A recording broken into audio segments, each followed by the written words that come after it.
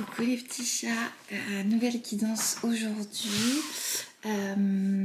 Aujourd'hui j'ai envie de faire un thème. Attends, j'ai pas bu avant. Qui est en fait quel karma positif on a pu avoir, récolté, qui soit en fait conscient, inconscient.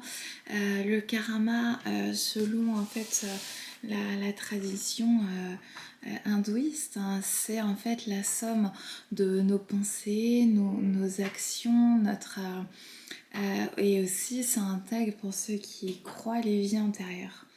Donc on va aller voir un petit peu tout ce qui a pu être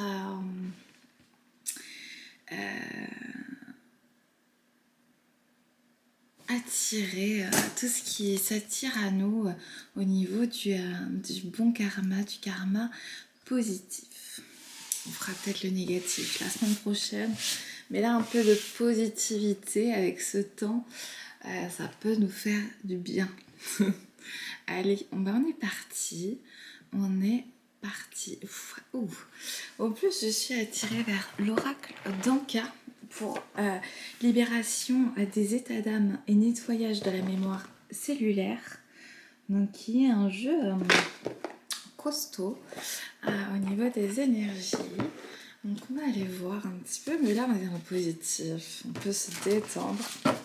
Et comme d'hab, guidance générale, intemporelle.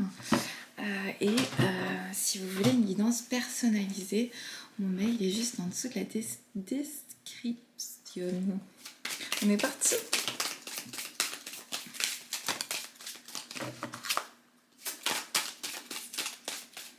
Alors.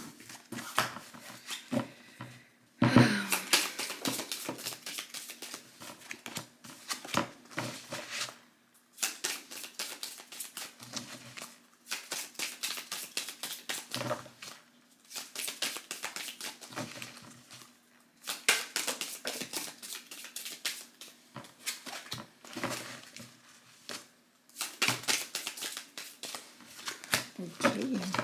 Alors. On est bon. Yes. Alors. Traumatisme d'adulte. Mais on voit pas très bien là. Traumatisme d'adulte. Alors, Coco, tu floutes l'image. Bon. Des fois, on n'aura pas mieux. Alors, soin des 7 chakras. Est-ce que j'ai mal mis? Est-ce que j'ai mal réglé quelque chose pour que ça marche pas? Alors. Ouais, c'est bizarre. C'est flouté. Peut-être que c'est intéressant aussi dans le message de se dire que notre karma aussi, ce qu'on émet en fait en vibration, en positivité pour nos proches, pour la terre, pour le monde, est quelque chose de flou pour nous. On ne se rend peut-être pas compte. Ah oui, je vous ai même pas dit. Soin des 7 chakras? Non. Soin des 7 chakras, j'étais perturbée par ce flou intérieur. Choc émotionnel, intuition, court-circuité, le pardon, lien à la mer, enfant intérieur, soin du corps physique, les vies antérieures, culpabilité et pardon non accordé. Ok.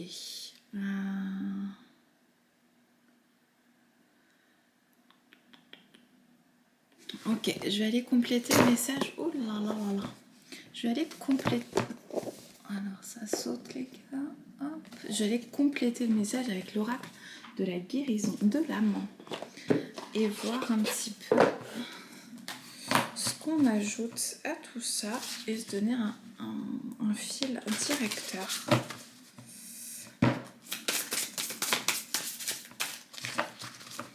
Alors, la déesse, je puise dans ma force intérieure. Hop, je vois pour les réglages. La trahison, je retrouve ma force intérieure avec la liberté, je prends mon envol.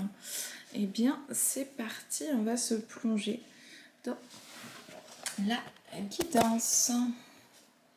Alors, on va commencer en fait soin des 7 chakras. Là, on est plutôt en fait sur la récolte de ce qui a été semé au niveau énergétique, au niveau en fait de comment on a pris soin de nous, de notre énergie, les choix qu'on a pu faire, de pouvoir se séparer de certaines personnes, de certaines situations, de faire du tri relationnel, de mieux apprendre à se connaître et là, en fait, il y a une récolte qui arrive avec une certaine harmonisation de l'énergie, quelque chose de beaucoup plus stable et plus périn, plus serein, qui s'installe progressivement et ce n'est pas terminé, ce sera encore un processus évolutif et on nous encourage à continuer sur notre lancée, de prendre soin de notre énergie, de se connecter à la nature, de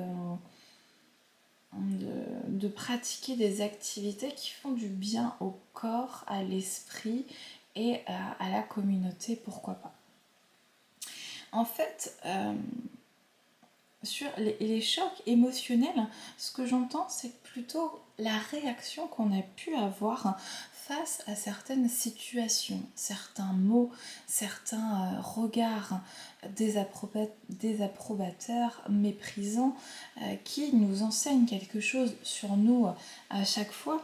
Mais en fait, là, c'est de se dire tous les chocs émotionnels, avec aussi les ruptures amoureuses, avec une certaine trahison au niveau amical, ou voilà, on a plein d'exemples en fait de déception au niveau relationnel, au niveau de certaines expériences. Et ça a créé en fait des fissures, comme ici au niveau du cœur, où on a eu du mal à ouvrir son cœur et au contraire, on a pu être embourbé au niveau de l'esprit. Là, je pense par exemple aux techniques de manipulation, de mensonge, qui est bien présent dans notre société actuelle par les dirigeants politiques, les publicités, les commerciaux, enfin d'être intégrés en fait dans cette énergie de commerce, de commercialisation. Un petit peu à outrance et de surconsommation où on ne sait plus véritablement ce qui est bon pour nous et ce qui est bon pour l'esprit, le corps. Et en fait, ça, il y a une énergie puissante de pardon qui en fait joue aussi largement sur l'énergie. Le pardon et la gratitude sont vraiment des énergies très puissantes pour l'équilibre personnel et interpersonnel. Et en fait, quand je vois ce qu'on a récolté au niveau du bon karma et au niveau aussi transgénérationnel dans les autres vies et pour cette vie-ci et ce cycle présent, c'est de se dire qu'il y a en fait une reconnexion aussi à l'intuition, puisqu'on a pu être dans un brouillard mental, un brouillard énergétique, on a pu être dans des chocs émotionnels et il y a un chemin du pardon qui est en cours, qui est douloureux aussi, ce chemin du pardon, parce qu'il faut se pardonner à soi des erreurs du passé, il faut aussi pardonner à l'autre ses insuffisances, de ne pas avoir pu faire mieux, de nous offrir davantage que ce qui a été offert.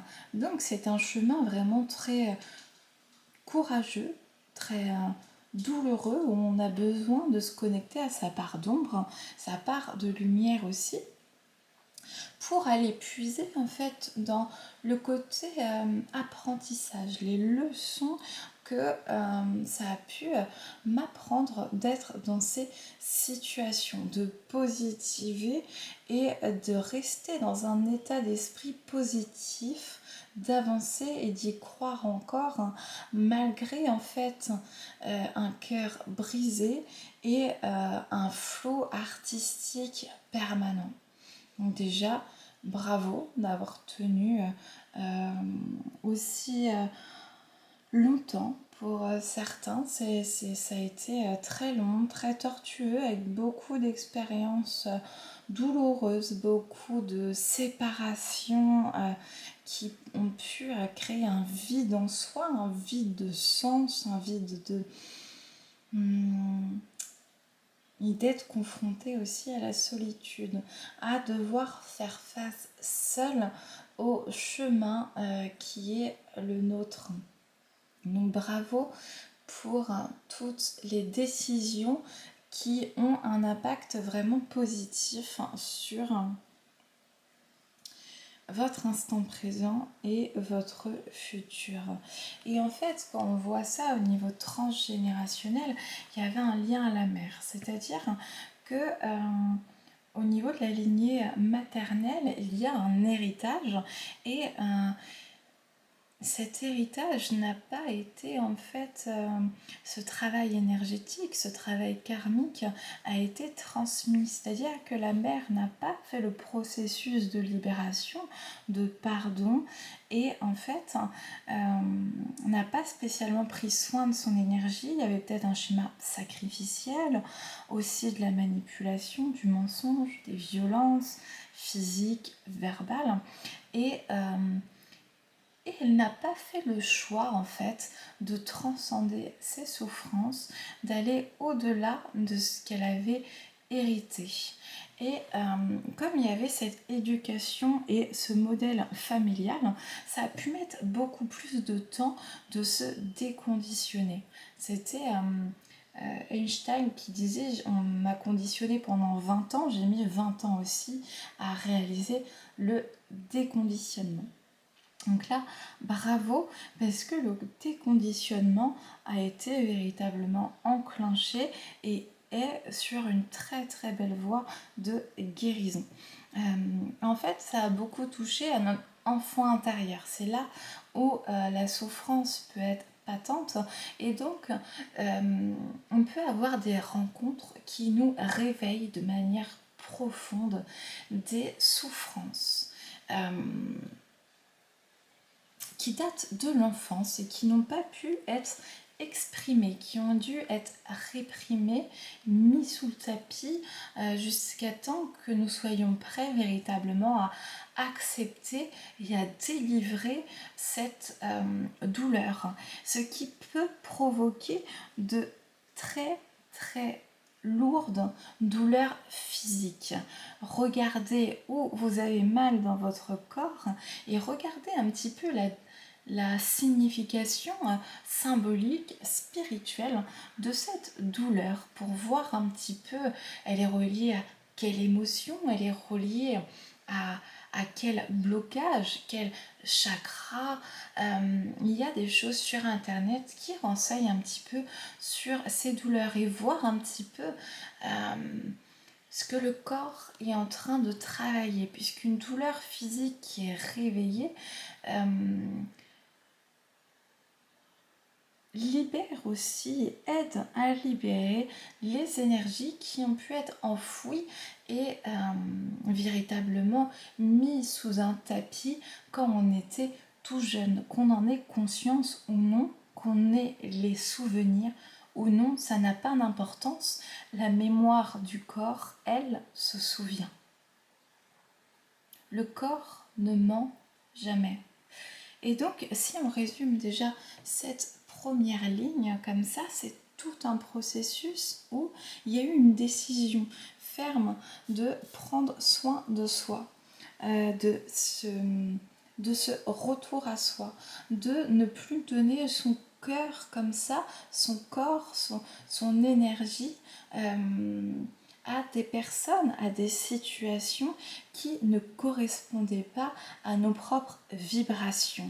Et on a eu envie de voir beaucoup plus clair, d'avoir en fait des situations et des personnes, des lieux,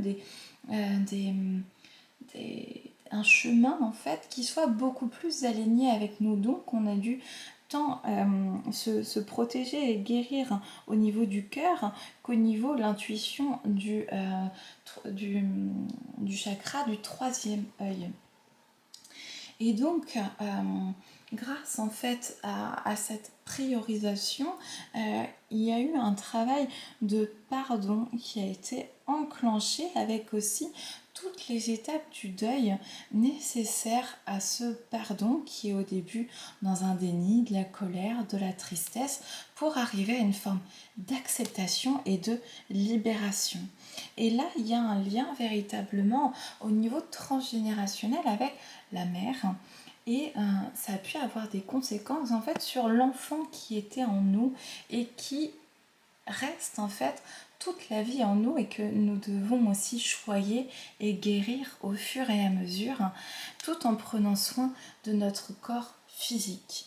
Donc pour prendre soin du corps physique, c'est tant par un sommeil réparateur, par une alimentation saine, équilibrée, et se reconnecter à soi, à son intuition pour savoir ce qui est bon pour nous au niveau du cœur, du corps, du cœur aussi, puisque il y a eu un lapsus.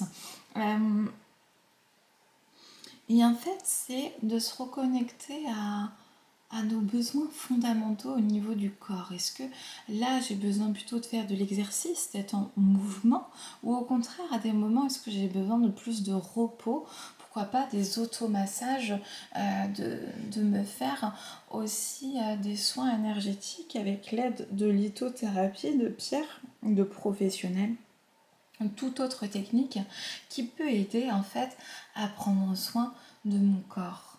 Et l'exercice physique régulier, c'est un exercice aide profondément à rétablir le corps physique par un mouvement régulier. Et ça, en fait, pourquoi il y a eu besoin de vivre ces souffrances, ce chemin. Attendez.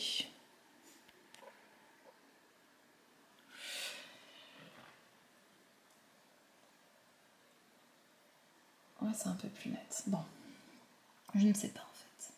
Je sais que je ne sais pas. Bon, pourquoi il y a eu besoin en fait de vivre ce chemin, c'est que notre âme a eu besoin de cet apprentissage parce que soit la leçon n'avait pas été apprise et comprise dans une vie antérieure, soit il y a eu besoin de l'expérimenter de nouveau pour pouvoir ensuite la transmettre et d'aller plus loin aussi dans cet enseignement. Et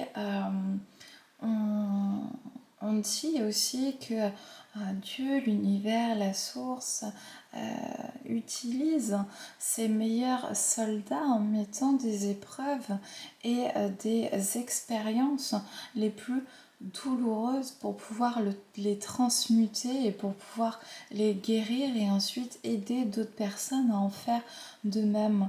Donc, certes, sur le coup, ça paraît être un cadeau empoisonné, mais c'est une véritable offrande, c'est un véritable cadeau qui est fait, qui est accordé de l'univers pour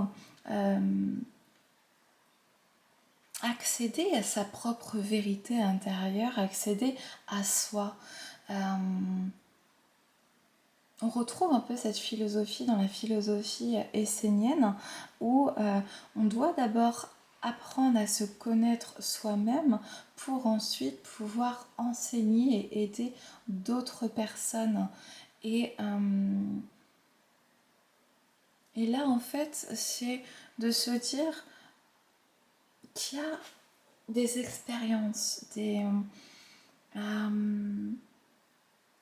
un puissant apprentissage de l'âme pour se libérer et donc aussi libérer globalement l'univers et tous les strates dans l'univers.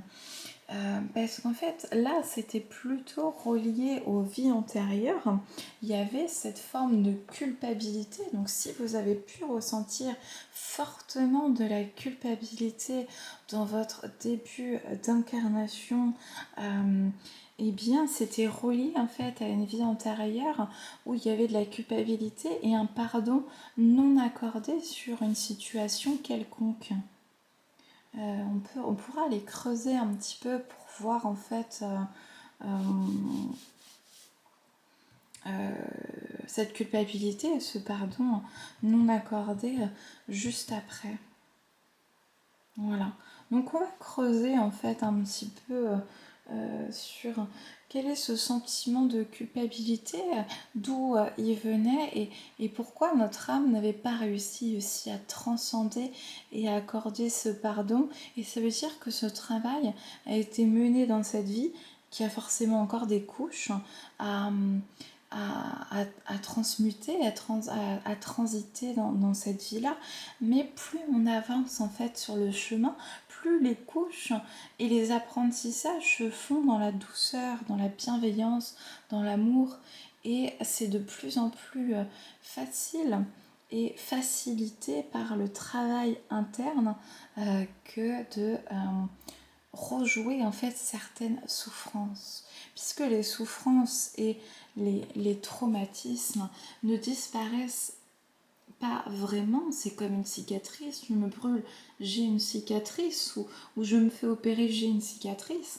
Oui, c'est guéri, mais il y a toujours cette marque, il y a toujours cette cicatrice qui est présente, il y a toujours comme si on était un peu marqué au fer rouge. Et donc, ces traumatismes restent en nous, néanmoins, il y a quelque chose d'apaisé, il y a quelque chose de plus serein qui peut apparaître grâce à la guérison et grâce au chemin. Et il y a dû avoir en fait plusieurs situations traumatisantes pour revivre et faire ressortir en fait en nous les blessures de l'enfance qui ont été extrêmement douloureuses, qui ont été profondes en fait, très profondes. Et pour les déloger, il y a eu besoin de revisiter parfois plusieurs reprises, parfois sur plusieurs cycles, sur plusieurs années, et il y aura encore sans doute des petits rappels à l'ordre, des répétitions, et au fur et à mesure tout ça se fait plus doux. Voilà. Voilà, parce que là, ouais. Avec la déesse, je puise dans ma force intérieure, c'est de se dire que grâce aussi à tout ce chemin, grâce à ce cheminement, il y a eu véritablement une reconnexion à sa puissance intérieure. Pour ceux qui étaient par exemple dépendants affectifs ou qui prenaient plusieurs choses comme des béquilles, n'importe quelle addiction ou un entourage, etc. Et bien, il y a eu besoin de beaucoup de résilience pour réussir à se sortir de certains stratagèmes, à se sortir de certaines épreuves, à se sortir aussi d'une certaine forme d'auto-sabotage inconscient qui nous mettait aussi dans une répétition de schémas, puisqu'il fallait libérer aussi certaines croyances, certains schémas de pensée, un conditionnement qui peut dater de génération en génération en génération. Et si votre âme a choisi précisément cette lignée familiale, c'est qu'il y avait un travail intérieur à mener avec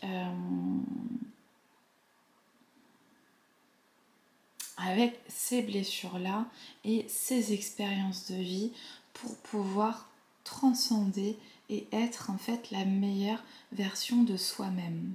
Voilà. Parce que là, dans le chemin, il y a eu beaucoup de confrontations, de la trahison.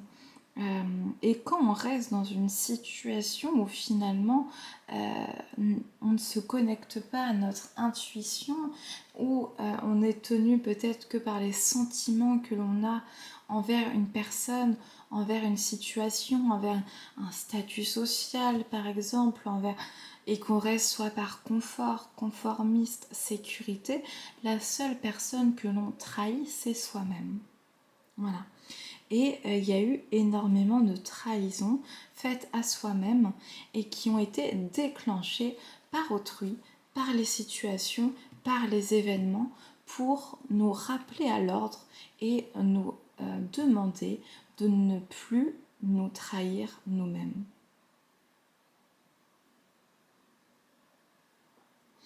Parce que ce qui est visé véritablement, c'est la liberté, c'est de prendre son envol, c'est de pouvoir en fait être soi, s'incarner pleinement, être libre d'exercer le chemin que l'on veut, d'être libre, sauvage, instinctif, intuitif et voilà, d'embrasser en fait le chemin qui est fait pour nous, tout simplement. Allez, on va se plonger un petit peu là-dedans sur les vies antérieures. Alors, réminiscence des vies antérieures avec guérison chamanique. Et puis on va voir. Hop, ça j'enlève. Hop. Ça aussi. Et hop, on va demander. En fait, ce que ça apporte, c'est une compréhension de se dire, des fois, on ne comprend pas pourquoi on a certaines épreuves, certaines répétitions, et justement, on peut culpabiliser de ne pas y arriver, de passer un peu pour la personne un peu nunuche à force, un peu faible, parce qu'on se dit, oh non, on retourne toujours dans le même panneau. Certains ont vu ça à 10 km avant que ça arrive, et finalement on y retourne. Mais c'est qu'il y a encore des choses à apprendre, c'est qu'il y a des choses à se libérer. Le totalitarisme. Le totalitarisme. C'est intéressant. On va voir avec les autres pour avoir un message général. Mais là, ça me parle. Ésotérisme et spiritualité, c'est assez opposé finalement, quoique ça peut aussi, avec les religions, c'est ce qu'ils veulent nous faire croire aussi avec les guerres de religion, etc., qu'il n'y a qu'une façon de penser et que certains détiennent la vérité, mais bon, paysans, agriculteurs. Ouais, on peut continuer.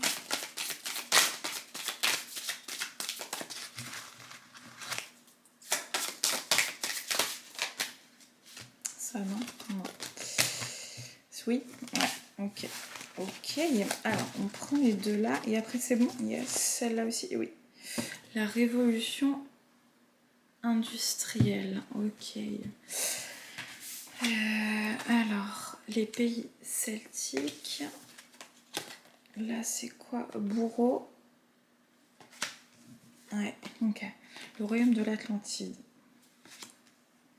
Ok. Alors, on va rentrer dans ce message. Je fais l'autre tout de suite? Non, d'accord, celui-là, ok. Bon, on va rentrer déjà dans ce message-là. Avec on reprend le fil conducteur qui est les vies antérieures, la culpabilité et le pardon non accordé. Voilà. Qu'est-ce qui a pu se rejouer et qui nous amène un karma positif? C'est en fait le totalitarisme. Soit c'était véritablement, on prend au sens littéral dans un régime totalitaire, mais c'est pas ça qui va m'intéresser, c'est plutôt de se dire de vivre dans un contexte, et ça peut faire écho en fait avec le lien avec la mère ou la lignée maternelle avec tout à l'heure, pourquoi pas, ce totalitarisme, c'est-à-dire de pouvoir en fait de penser et de ne voir les choses que d'un prisme prédéfini, dans un cadre prédéfini. Là, on voit tout est sombre, tout est vu d'un point de vue un peu manichéen, soit c'est blanc, soit c'est noir, soit c'est oui, soit c'est non. Et en fait, il n'y a pas de nuance, de beauté et de liberté d'expression. Il n'y a pas cette liberté. Et en fait, grâce à une reconnexion à l'ésotérisme et à la spiritualité, une reconnexion à soi, une reconnexion à l'univers et au grand tout, finalement, il y a pu avoir une libération aussi de ce côté totalitaire qu'on peut aussi avoir en nous en étant trop exigeant, en se demandant trop de choses, en demandant trop à notre corps aussi et qui peut entraîner des souffrances physiques à terme.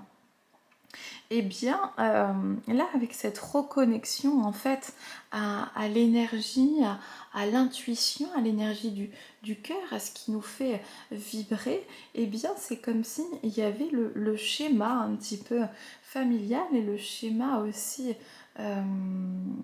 transgénérationnel et karmique qui peut être on lève le voile en fait, on lève le voile véritablement sur ces fausses croyances, sur ce conditionnement, sur cette violence qui peut être physique, morale, mentale, psychologique, qui peut nous mettre véritablement dans un brouillard où on ne sait pas qui l'on est, on ne sait pas vers quel chemin aller puisqu'il n'y a qu'un chemin à emprunter et c'est celui qui est prédéfini à la naissance. Donc là, on ose un peu plus être soi, se reconnecter en fait à sa force intérieure, sa puissance intérieure, à sa propre singularité et à sa propre liberté de vivre. Bon.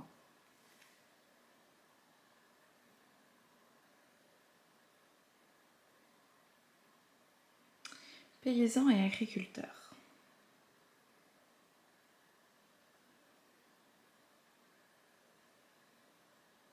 C'est ce conditionnement en fait à la naissance.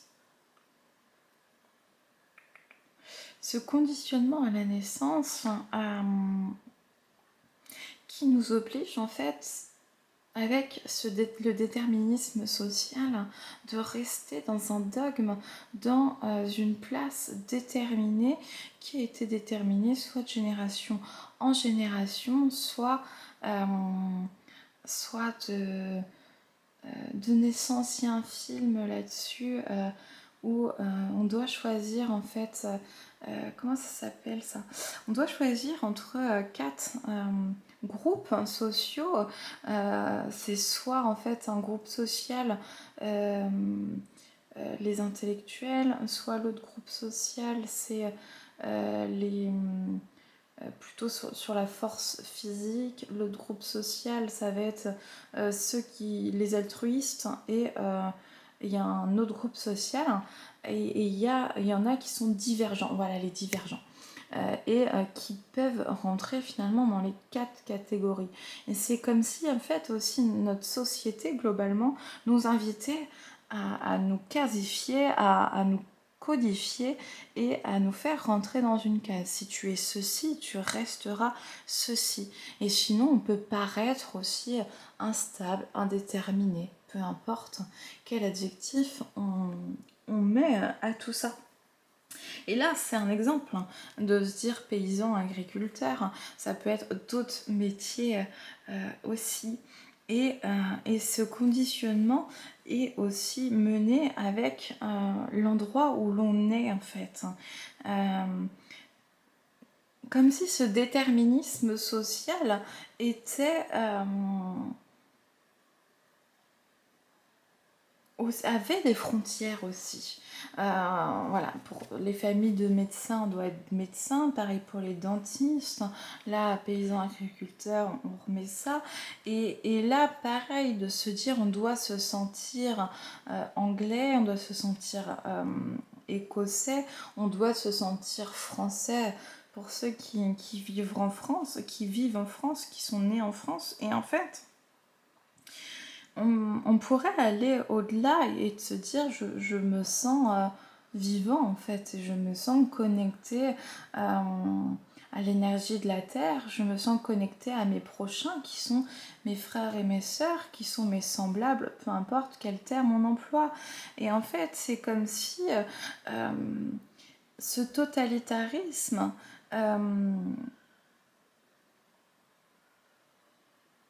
était menée par une énergie en fait de bourreau. C'est-à-dire que là, quand je reprends notre époque actuelle, avant il y avait par exemple la propagande avec les affiches dans les villages. Là maintenant, bon, c'est les publicités, la désinformation au niveau des journaux, que la presse soit détenue par en fait une petite caste milliardaire. Et en plus ça a été démontré et prouvé que finalement ce n'était pas rentable au niveau financier, mais qu'au contraire c'était rentable au niveau de la pollution des idées, enfin de la pollution, oui, oui, de pouvoir orienter une les idées, la consommation, les élections, de pouvoir de pouvoir influencer en fait à travers les médias. Et surtout le pouvoir politique, c'est lui qui détient par exemple le vocabulaire. On dit que c'est les gagnants dans l'histoire qui va écrire, les gagnants qui vont écrire l'histoire. Donc finalement, l'histoire n'est pas écrite par les perdants. Donc on a aussi l'histoire qui est écrite. Et si tu détiens l'histoire et que tu détiens l'éducation, tu détiens le pouvoir. Parce que par l'école, par l'éducation, on peut orienter aussi une façon de penser qui est une façon assez unique de penser. Et comme vous voyez, en fait, c'est véritablement noir. Ici, c'est noir et rouge pour symboliser aussi le sang et de couper les têtes de ceux qui ne sont pas d'accord, de ceux qui pensent autrement. Ce qui est intéressant, c'est que là, elle se place au-dessus, on a l'impression qu'elle vole, et lui, il se place comme ça, dans une colère avec l'orage, pour aussi faire peur et essayer de déstabiliser en fait quelque chose de sain, quelque chose en fait de puissant qui est basé sur la puissance de l'amour, du partage et de la foi. Et, euh, et là on voit que dans certains pays c'est assez criant en fait ce côté totalitarisme et on voit aussi que par exemple au XXe siècle, qu'il y avait avec la ferme des animaux et 1984, quelque chose qui pouvait être dépeint dans ces deux livres et qui arrive maintenant, une société fortement contrôlée via l'informatique et dans le même temps où on est tous parqués un peu comme des animaux dans un repli sur soi. Et finalement, tout ça, ça a commencé, et c'est grâce aussi à la révolution industrielle qui était magnifique et qui permettait en fait une expansion, qui permettait d'aller vers le mieux. Et en fait, au bout d'un moment, ça a juste créé plus de disparités, plus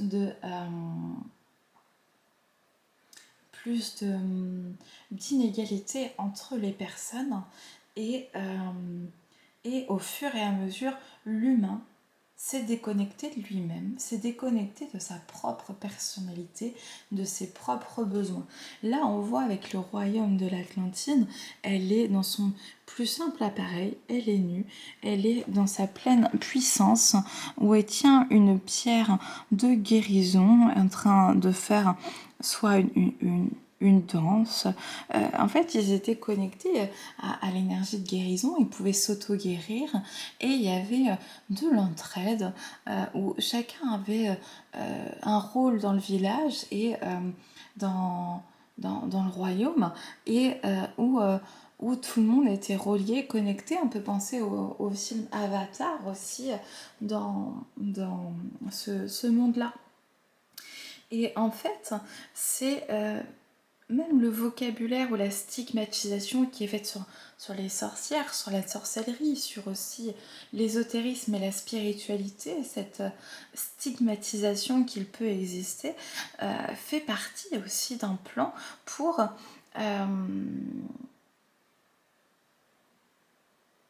garder en fait la mainmise sur le pouvoir, l'argent et sur le fait de rester dans un système en fait qui a une influence à force négative sur les végétaux, sur les minéraux, sur les animaux et sur l'humain.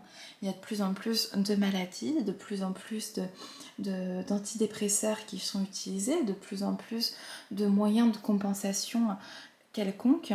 Et finalement, pour en revenir un petit peu au thème principal, c'est pourquoi c'est quand on n'arrive pas à se sortir de ces croyances et qu'on rentre en fait dans ce système et qu'on se perd aussi dans le système et dans la matière, qu'on croit en fait qu'il n'y a que cette réalité qui soit vraie, on cherche le pouvoir. Là on dit si tu n'as pas de Rolex avant 40 ans, c'est que tu as raté ta vie.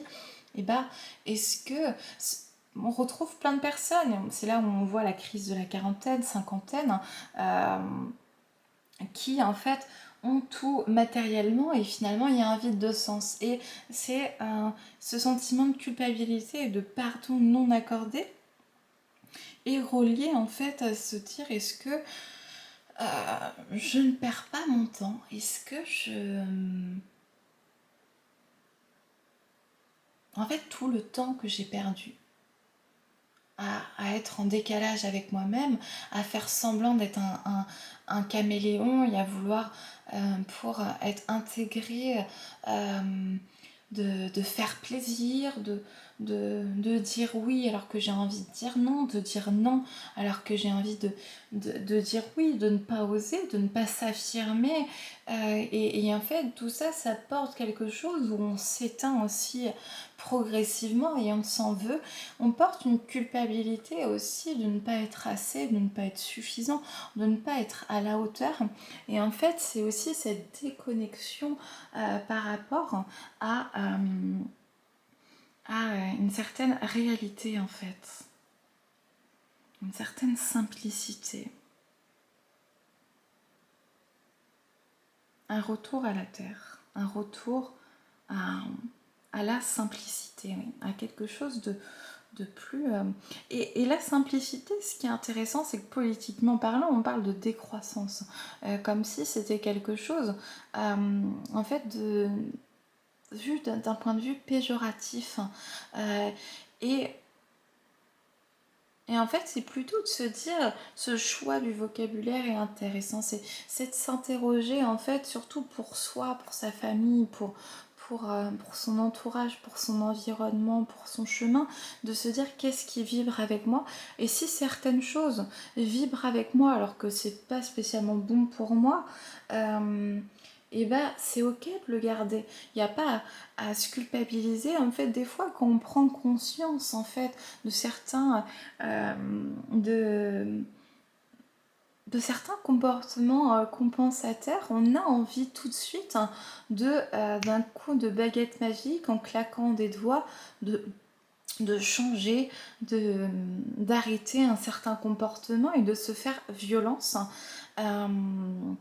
pour arriver en fait à arrêter quelque chose. Et en fait, c'est écouter aussi sa guidance et son rythme intérieur quand on prend conscience que certaines choses ne sont pas alignées avec soi-même. C'est être bienveillant envers soi-même et de se féliciter de ce qu'on arrive déjà et d'avancer progressivement vers là où on a envie d'aller, en fait, librement. Et se sentir libre des fois, de craquer, d'être dans une énergie aussi de très matérielle, où on est aussi dans la société, on a aussi... voilà, c'est rester... ne pas s'en demander trop, en fait. Voilà. Ok, je m'attendais pas à un message comme ça, en tout cas. C'est cool. Ça...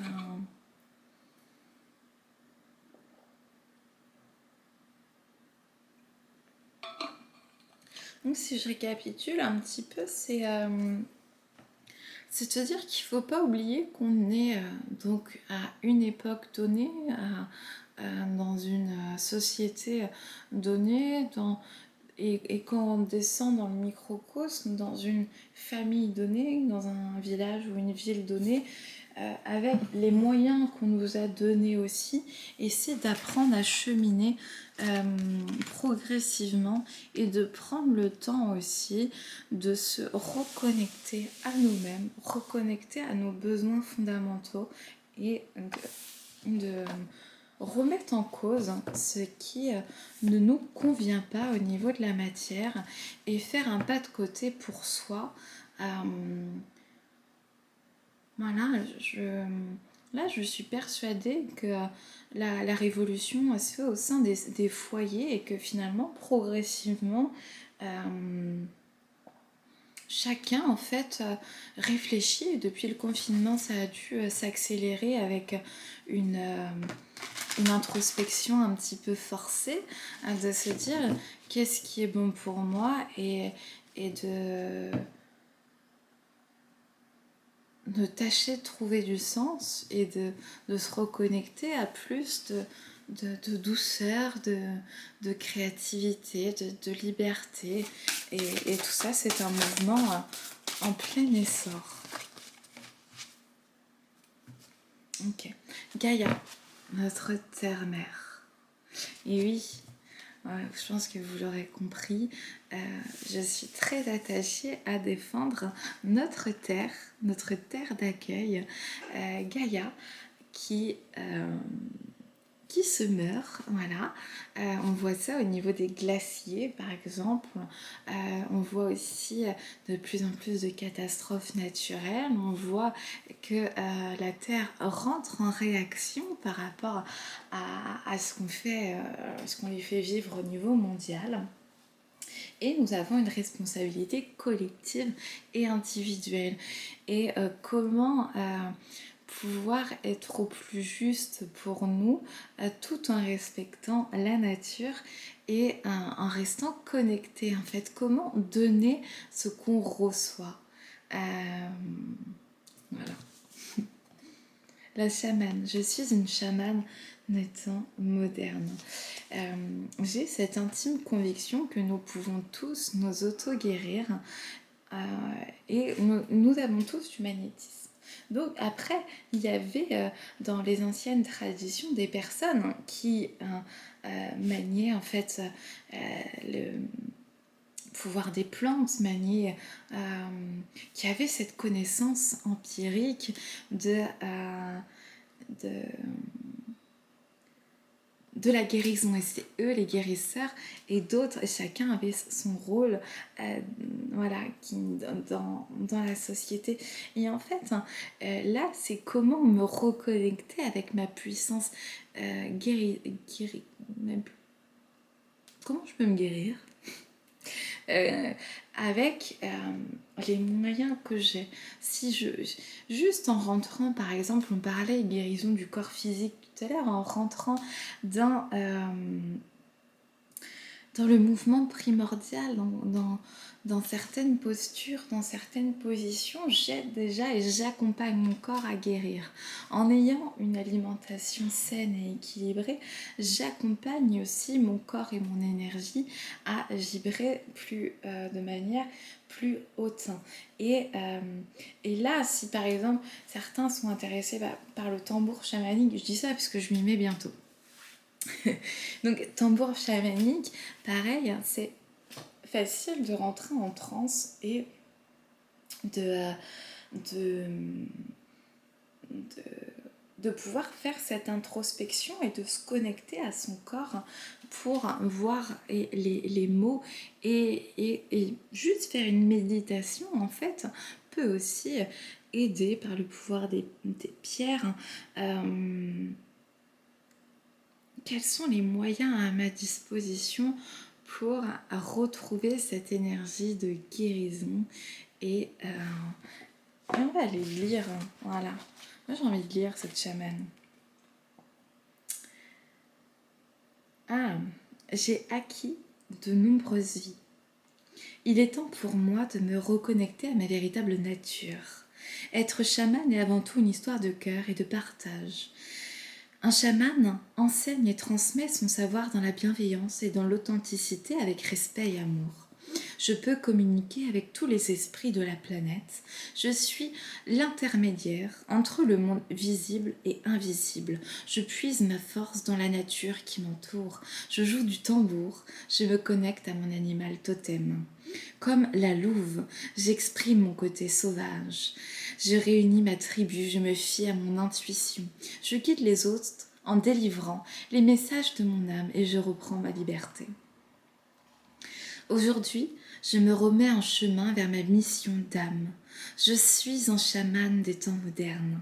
Je réintègre en moi toutes mes connaissances du chamanisme, ici et maintenant. Vous pouvez le répéter si vous voulez 3 fois, c'est ce qu'il propose. Aujourd'hui, je me remets en chemin vers ma mission d'âme. Je suis un chaman des temps modernes.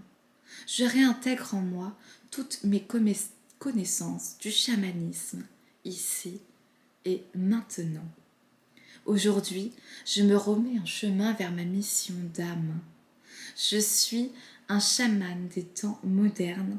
Je réintègre en moi toutes mes connaissances du chamanisme, ici et maintenant. Travailler le chamanisme, exprimer qui l'on est.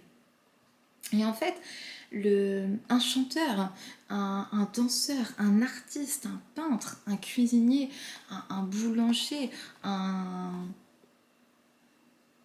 bâtisseur, peut être un chaman en fait. C'est quelle énergie vous mettez, nous mettons dedans. Une énergie d'amour, une énergie de bienveillance, une énergie de respect. Et c'est, peu importe les choses qui sont faites, il y en a qui sont là pour guérir effectivement par des soins, par des protocoles, par des rituels, par les plantes. Et il y en a d'autres, c'est en cuisinant, en faisant un tableau, par l'art, par l'expression, par la créativité, en écrivant des bouquins, peu importe quelle forme d'expression, par quelle forme de créativité, par quel moyen. Et c'est comment me reconnecter en fait à ce qui vibre en moi et l'inculquer avec amour. Les cristaux, je viens de l'Atlantide. C'est génial parce que on avait l'Atlantide aussi tout à l'heure. Hein. C'était ça, hein. Ouais. Dans les vies antérieures. Hein. Donc là, il y a pas mal de synchronicités, de chemins qui se répètent. On va aller lire le 16 aussi. J'ai vécu en Atlantide et je garde encore en moi la mémoire de cette vie. Ma conscience était puissante et tous mes sens étaient développés. J'avais une connaissance et une sagesse cristalline dont tous les peuples se servaient au quotidien. Aujourd'hui, je me sens attirée par les cristaux, où j'ai déjà acquis quelques connaissances à leur sujet. Il me suffit de me reconnecter à cette époque pour réintégrer en moi tout ce magnifique savoir. Je vous laisse la carte déjà pour vous aider à vous reconnecter. Je sais que les minéraux ont un grand pouvoir, celui de la guérison. Je peux porter un cristal de roche sur moi pour amplifier la guérison de mon âme.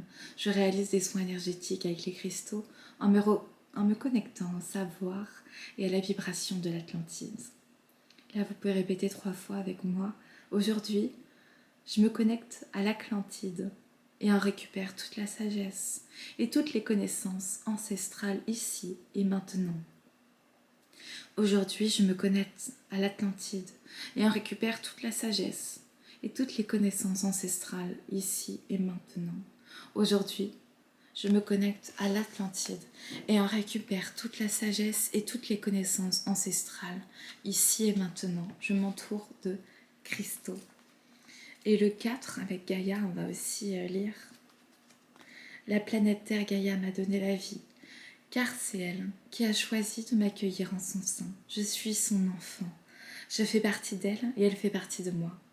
Ici, tout le monde a sa place, les minéraux, les végétaux, les animaux et les humains.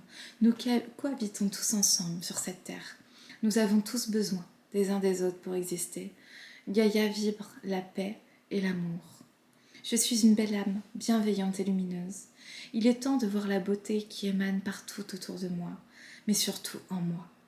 Prendre l'air, faire une promenade en forêt seule ou en famille.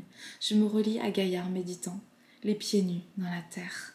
Je prends soin de celle qui m'accueille ici. 3 fois encore. Aujourd'hui, je me connecte à la vibration de Gaïa, ici et maintenant. Aujourd'hui, je me connecte à la vibration de Gaïa, ici et maintenant. Aujourd'hui, je me connecte à la vibration de Gaïa, ici et maintenant. Prendre sa place dans le monde et dans sa propre vie. Waouh, moi j'ai trouvé ça magnifique comme guidance. Voilà, ben merci à tous ceux qui ont suivi la guidance et ben je vous dis à demain. Très belle soirée, salut.